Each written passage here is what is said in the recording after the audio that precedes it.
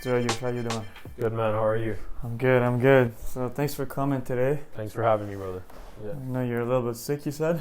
No, I just got the vaccine, so I'm not feeling too great, but should be good tomorrow. Yeah. Okay, cool. It's a new way of life. Yeah, awesome. Bro, tell me a bit about yourself. I'm just out of high school, man. I graduated 2 years ago. I tried a little bit of school, but at the end of the day, I realized it wasn't for me, right? I did a little bit of university. I tried a few different things, but honestly, you know what my calling was sales, right? I figured it out this year, and thanks to Smart Haven and knocking with the goal of achieving a great career in sales, it's what really gave me some motivation in life compared to what I had before with school, right? So without this job, I don't know where I would have been, and I'm grateful for it. So you quit university, or you? Yeah, I had dropped out. Crazy. So I went for a year and a half actually, and honestly, I wasn't going to class. I was just throwing away money being there at the end of the day. Yeah. Right. So it was the most pointless thing possible. Gotcha. Right. So I was like, hey, what can I do that I've always been passionate about? Right. I've always done sales. I started doing sales when I was 15. Right. So when I was like, hey, what can I do that I can actually put my skill set and make it something that I want to do? Right. So I was like, you know what? School is not the thing for me. And rather than wasting 10 grand a year, I should go find something that'll make me money. Right. With the skill set I already do have. That's awesome. You got in sales at 15. Yeah. 15 was my first sales job. Doing what? I got a job at the Vancouver Auto Show. I was just setting up appointments, so I'd get a few dollars here and there for setting up an appointment with with the sales rep at a certain location after someone showed interest in a car, right? And then from there, I got a job at the gym when I was 17, and that was just selling gym memberships, personal training packages, right? Sure. And whenever I did sales, I just knew I wanted to be the best. And then at the end of high school, I got my first sales internship with a B2B company.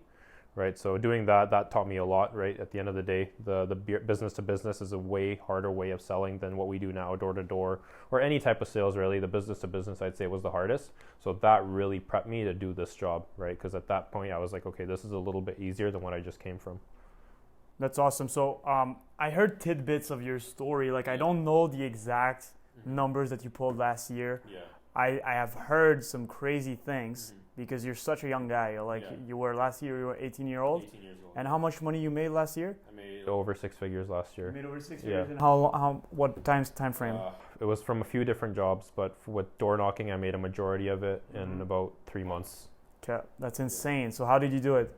At the end of the day, last year I had the grind that unfortunately I did lose this year. We'll get into the sophomore slump a little bit, but I had that grind in me. The getting $500 per sale was unheard of for me, and knowing that I could do that 4 times a day was absolutely insane, right? And I came with a few of my friends. I built my little team that I had, and at the end of the day, it was our first year doing it, but God put all the pieces in place for us, and it worked out perfectly, right? I was able to make over 120 sales last year, which for a first-year rep is pretty insane. I think so personally myself, and I think just through that and being able to guide a few people to do the same thing as me, and me setting an example for them, is what created that income for myself. Yeah, that's super impressive. I mean, this is my first year, and I pulled in 60 sales, and I'm pretty proud of myself, you know? So, like, huge achievement. Right? Yeah. So, that's amazing. And so one thing that I also noticed about you guys just came in and like, you have a good culture going on, man. Like your guys, they all like get along. You guys are all kind of into the same things. So of course you're looking to expand. Is that right? Yeah, obviously with this business is all about growth, right? Yeah. And you can never stop growing. The more you grow, the more you make. And at the end of the day, growth is everything, not only in this industry, but you also want to grow in life, right? Yeah. Like I said about culture, if people aren't happy to be here, they won't want to stay here, right? So first, I'd say comes the money and comes the work and comes the sales. But second of all, after that comes the culture. Because if people are not happy to be here, they're never going to want to do a job like this. This is a mentally tiring job. And people are reminded of that every day with all the no's they get on the doors. So when they come home, you got to make sure that they're in an environment where they want to stick here, right? Like they got to come home and be excited to be here, happy to wake up the next day and still be here, right? The second someone misses home, they're going home, right? 100%. Right. So the second someone does that, they're out of here. And at the end of the day, what you want to make sure is you can provide them with a culture that makes them happy to be here, and also create an income for themselves, right? So they can go back and do whatever they want to do with that money. That's sick. So now, who would be a right fit to join your team? Right. At the end of the day, honestly, anyone's the right fit. I don't think we can distinguish someone just from first glance and say, hey, you're not what perfect for the team, you're perfect for the team. I think anyone can be a right fit. The main thing is you need self-motivation with my team. I'd say that's the one thing, because I'm not a great motivator. I can teach you a few things, I can help you out, but at the end of the day, just being as young as I am, I don't have the right tools to motivate you.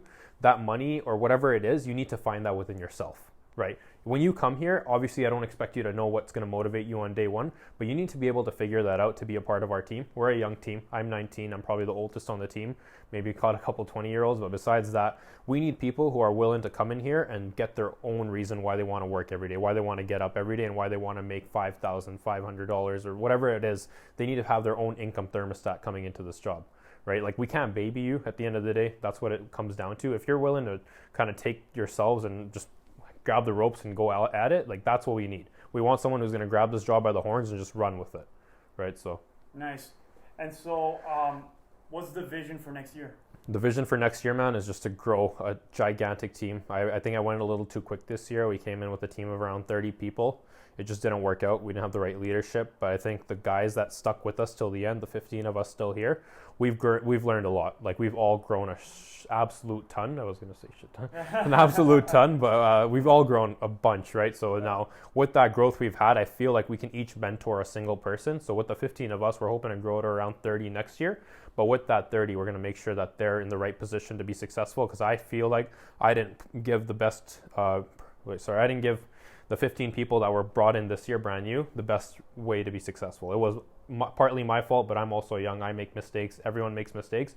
But I know for next year, I'm in the position now with all the lessons I've learned where I can put 15 to 20 people in a position to make 6 figures. Okay, cool. And if you have like a quick word to say to somebody who's on the fence, he's considering, hey, I'm thinking about door-to-door. It seems a bit scary. Should I do it? Should I not do it? What do you have to tell to that guy? What's the worst that can happen, right? If you're on the fence with door-to-door, that means that you're kind of looking for something to do, looking for some guidance. I just say, what's the worst that could happen, right? When you come into an industry like this, there's always a lot of fears, a lot of things that you got to think about, but it's just that one step. You take that one step and you think, what's the worst that can actually happen? It's honestly nothing. Your housing's covered. You're basically covered for everything. You get paid $450 per sale. You can literally live off 1 sale a week. And the average rep makes 4 sales a week, right? So there's no risk at the end of the day, right? But taking this job is a huge leap.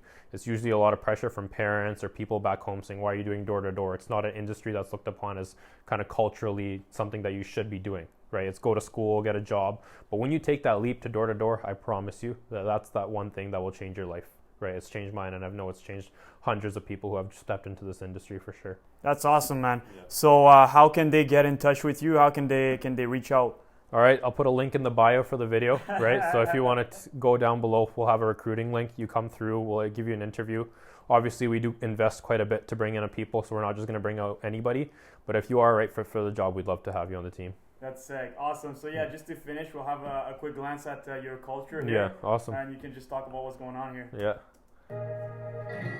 Just the average night after work. Just a little bit of jamming out with some music. That's our cheers we do every morning, right before we hit the doors, just to get that energy up.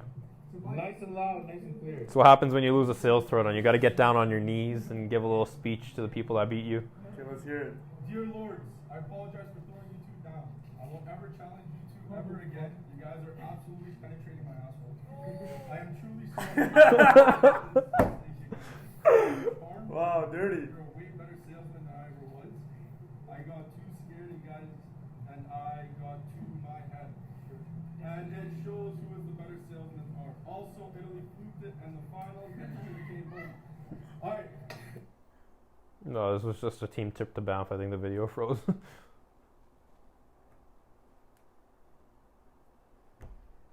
Lake Louise. The hotel pools. We stay in some pretty sick hotels. We have a lot of fun in them as well. Nice.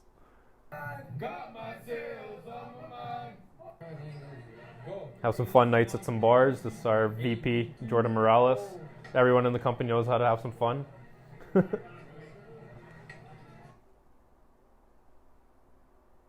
Where's that? This is in Medicine Hat, actually. Oh, you go all over the place with this job. You'll find yourself in towns you've never imagined before. Nice. Just us after a long day of work, just winding down with some drinks and food. Cool, man. Yeah. Any last words? If you're ever on the edge about door knocking, feel free to reach out. It's the best industry. It's the best decision you could ever make, man. It's at the end of the day, it's the best industry in my opinion. Like I said, don't feel any hesitation. Come out, enjoy the summer. You'll have the best experience ever.